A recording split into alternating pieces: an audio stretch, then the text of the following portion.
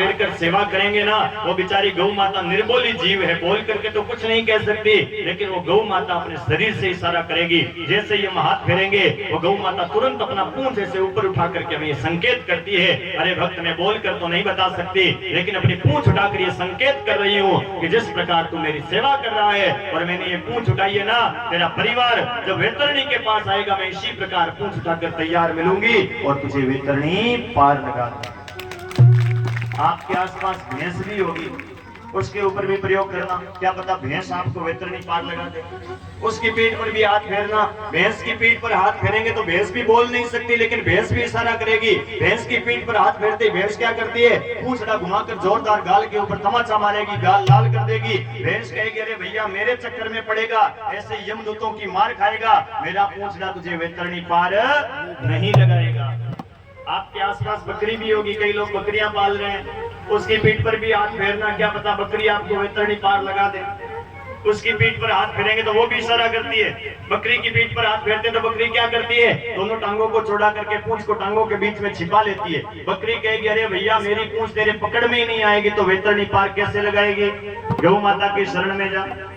आपके आसपास कुत्ता भी होगा, उसके ऊपर भी प्रयोग करना, कुत्ता बहुत पाल रहे हो आजकल, क्या पता कुत्ता वैतरणी पार लगा दे। उसकी पीठ पर हाथ फेरेंगे तो कुत्ता भी इशारा करता है, कुत्ते की पीठ पर हाथ फेरते तो कुत्ता ऐसे ऐसे पूंछ हिलाता है। कुत्ता कहेगा अरे मेरे चक्कर में पड़ेगा, मेरा पूंछड़ा कभी नहीं आएगा, कभी नहीं आएगा, कभी नहीं आएगा, गौ माता की शरण में जा। एकेन सूत्रेण केवलम धेनु शरणम गच्छामि, गाय बिना गति नहीं और वेद बिना मति नहीं। महाराज मात्र गौ माता की सेवा ही है जो हमें वैतरणी से पार लगा सकती है, नरकों की दुर्गति से हमें वो गौ माता की भक्ति बचा सकती है। मैं तो धन्यवाद देता हूं जो आपके गांव के अंदर खूब गौ माताओं की सेवा भी होती है और सबको करना चाहिए। सुखदेव जी महाराज कहते हैं जो जीव गौ माता की सेवा करता है उसको नरकों की यातनाओं से मुक्ति मिल जाती है। सुखदेव जी कहते हैं परीक्षित, कुछ पाप हमसे अनजाने में हो जाते हैं, भूल चूक में हो जाते हैं। कैसे होते हैं, जैसे महाराज माताएं बहनें घर में झाड़ू निकालती है तो कितने जीव जंतु मर जाते हैं, मरते ही है, साफ सफाई में जीव जंतु मरते हैं। आप यहाँ तक चल करके आए हो, पैरों के नीचे दब करके कई छोटे छोटे जीव मर गए, आपने जानबूझकर नहीं किया लेकिन भूलवश हो गए, तो क्या उनका भी पाप लगता है? सुखदेव जी कहते हैं परीक्षित, पाप तो लगता है। पानी पीते हैं, पानी को छानते ही पानी के जीव मर जाते हैं, उनका भी पाप लगता है। हम काम करते हैं, कोई भी मेहनत मजदूरी खेती का, उसमें जीव हत्या होती है, उनका भी पाप लगता है, लेकिन उन पापों का प्रायश्चित्त हो जाता है। जो अनजाने में भूल चूक में जो पाप होते हैं उन पापों का प्रायश्चित्त हो जाता है, जानबूझ करके कियो का नहीं होता है। उन पापों का प्रायश्चित्त कैसे होता है, जो जीव अपने घर में 5 प्रकार के यज्ञ करता है ना, वो 5 प्रकार के यज्ञ करने वाले के घर में भूल चूक में अनजाने से होने वाले पापों का दोष नहीं लगता। कौन से 5 प्रकार के यज्ञ हैं जो प्रत्येक सनातनी को, प्रत्येक हिंदू को अपने घर में करना चाहिए? माताओं बहनों, आप कर सकते हो ये यज्ञ, कोई पंडित जी को नहीं बुलाना है, साधारण से कार्य है। क्या यज्ञ है? पहला काम ये करो कि जब भी आप रोटी बनाओ, चूल्हा जलाओ, तो थोड़ी सी रोटी, थोड़ा सा घी, थोड़ा सा शक्कर लेकर के अग्नि देवता को भोग लगाओ। ये पहला यज्ञ हो गया, अग्नि को भोग लगाओ जिसके ऊपर हमने अन्न पकाया, ये पहला यज्ञ।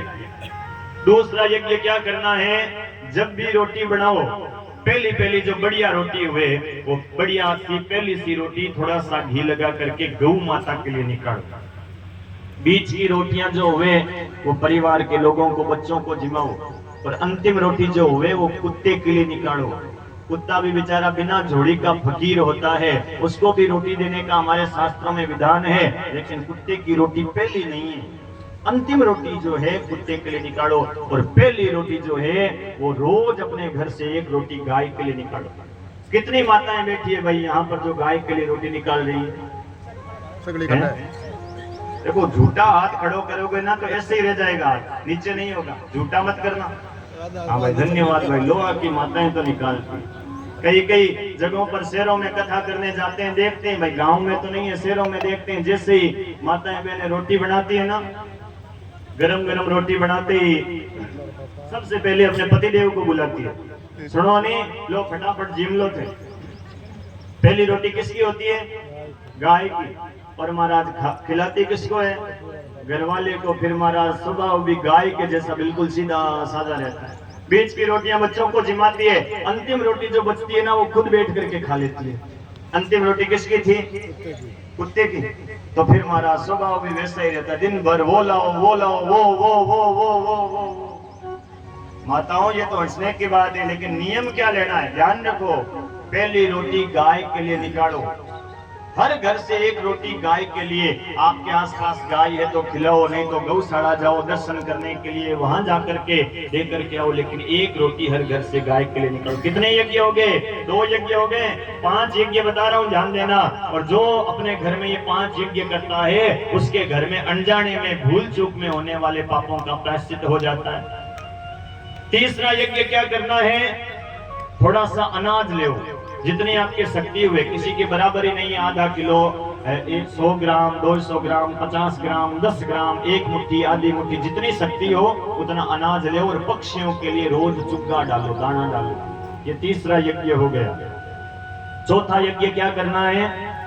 महाराज थोड़ा सा आटा ले और जहां कोई पेड़ की जड़ों के पास या दीवार के पास, पैरों के बीच में नहीं, किनारे कोई कीड़ी नगरा हुए चींटियों का, वहां पर जाकर उस आटे को, शक्कर को वहां छोड़ करके आओ, वो चींटियों का भंडारा हो जाए। 4 यज्ञ हो गए। 5वां यज्ञ क्या है? यदि कोई पास में तालाब हुए, नदी हुए, तो आटे की गोलियां बना करके जल के जीवों के लिए भी भोजन की व्यवस्था करो। ये गृहस्थी के 5 धर्म हैं, जो प्रत्येक गृहस्थी को ये 5 कार्य अपने घर में रोज करने चाहिए। इन कार्यों से भूल चूक में होने वाले पापों का दोष नहीं लगता। सुखदेव जी कहते हैं, परीक्षित मुझे एक बड़ी सुंदर कथा याद आ रही है। एक किसी गांव के अंदर एक अजामिल नाम का ब्राह्मण रहता था।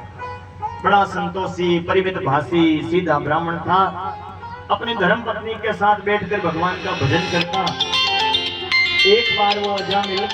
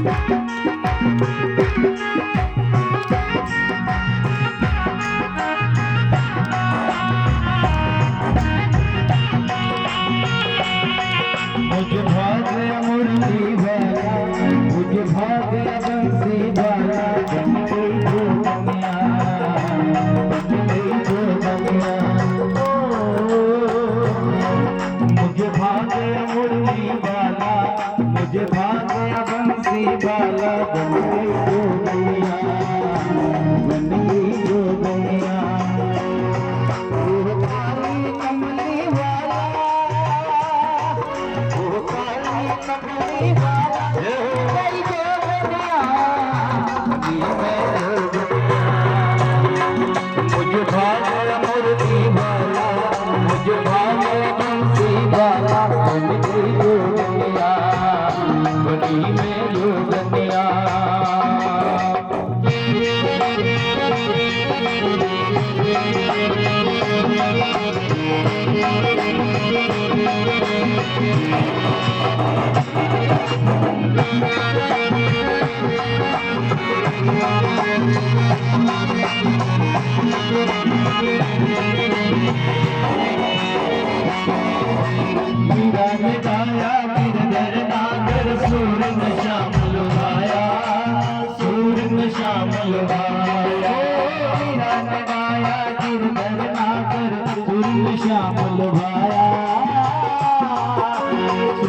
श्यामल भाया तुकाराम और नाम देव ने, तुकाराम और नाम देव ने विठल विठल गाया। राधे गोविंदा भजले हरि का प्यारा नाम है, राधे गोविंदा मन भजले हरि का प्यारा नाम है। गोपाला हरि का प्यारा नाम है, गोपाला हरि का प्यारा नाम है, नंदलाला हरि का प्यारा नाम है। श्री राधे गोविंदा मन भजले हरि का प्यारा नाम है।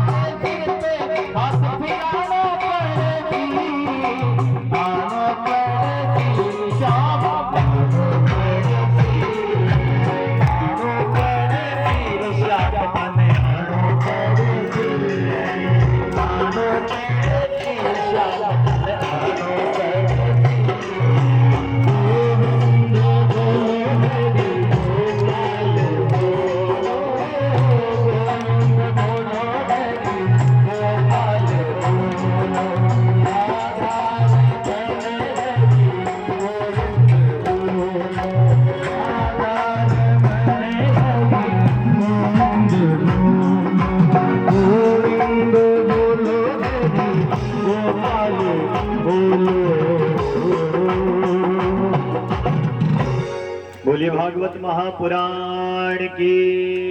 अब वो संतों की मंडली जैसे ही गांव के अंदर प्रवेश करती है और गांव के अंदर जाते ही गांव के गवाड़ में कुछ लोग बैठे थे, उनसे हाथ जोड़कर संत कहते हैं, अरे भैया इस गांव के अंदर नगरी के अंदर कोई भगत का घर है क्या जो आज रात रात वहां पर विश्राम करेंगे।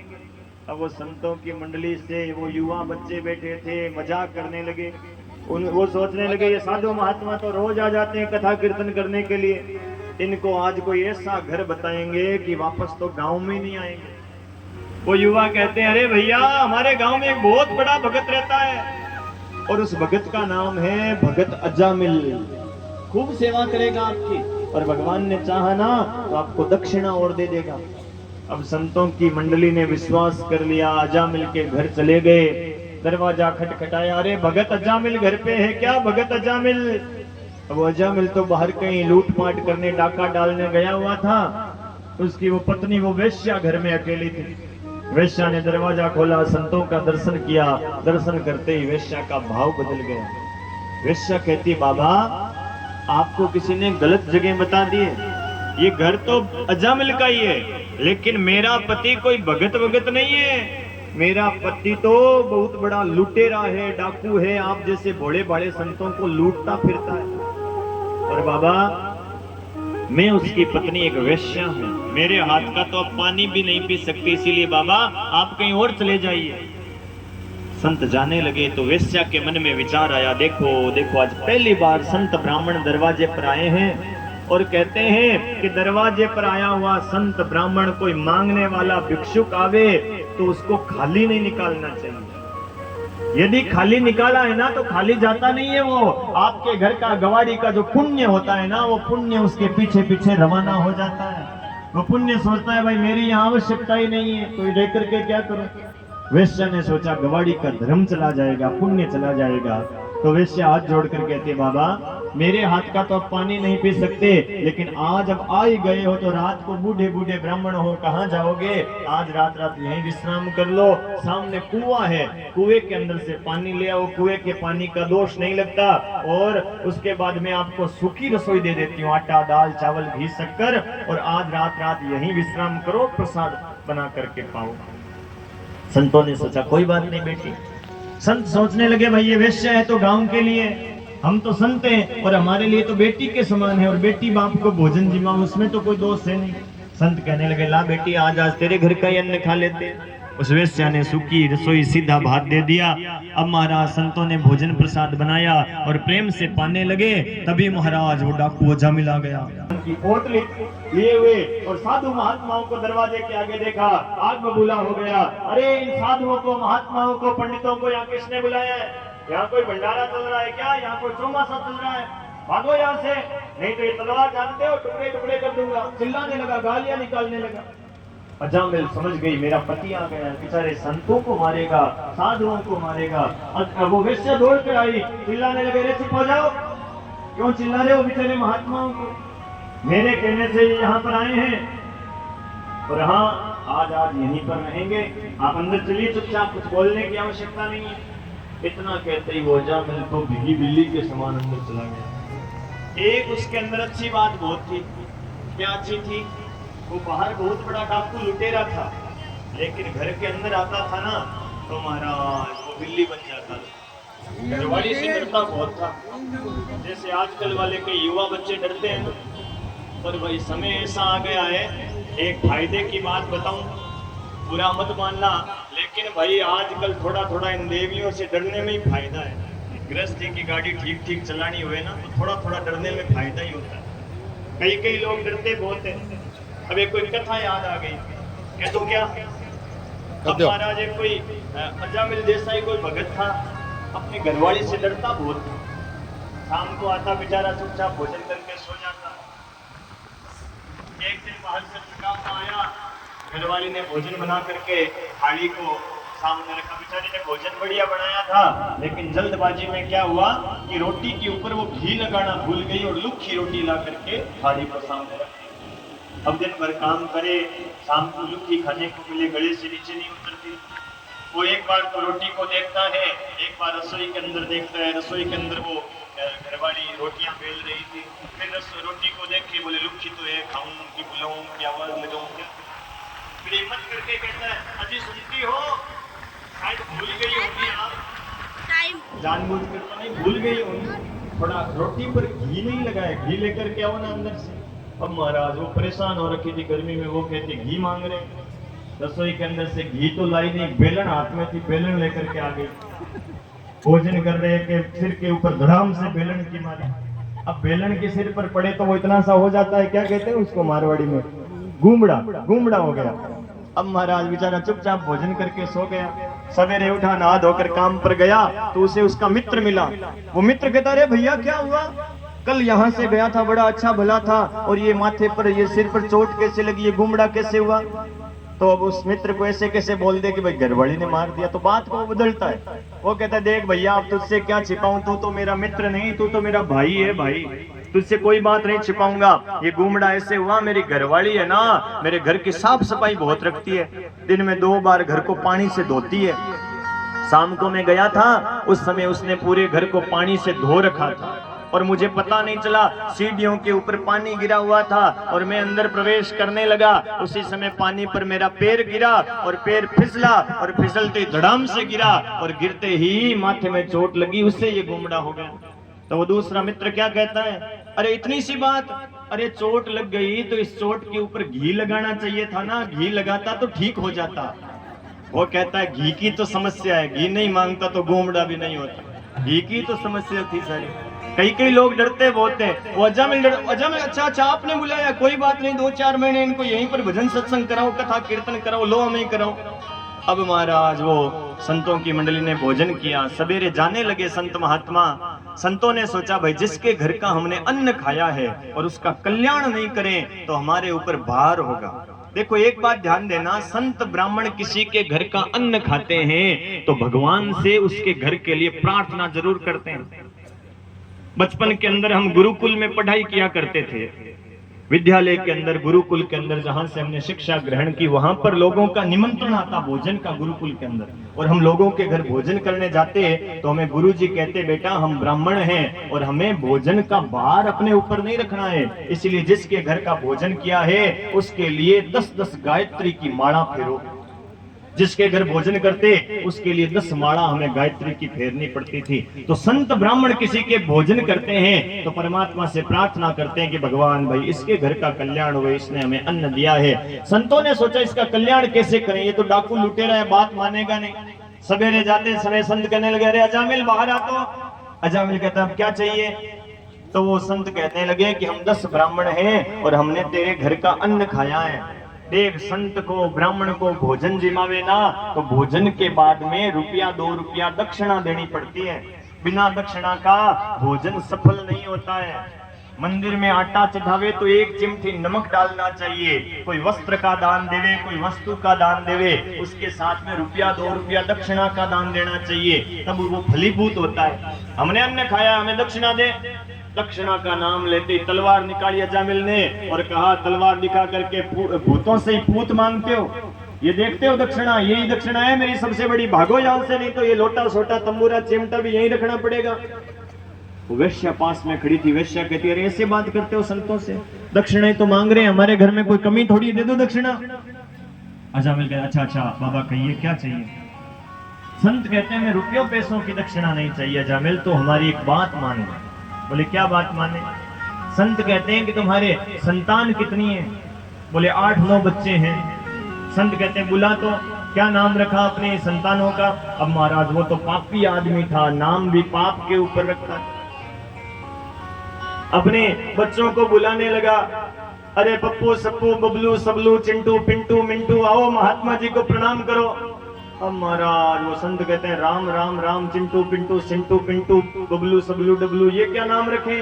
अरे भैया एक काम कर, 10वीं संतान तेरे हुए तो उसका नाम तो नारायण रख देना।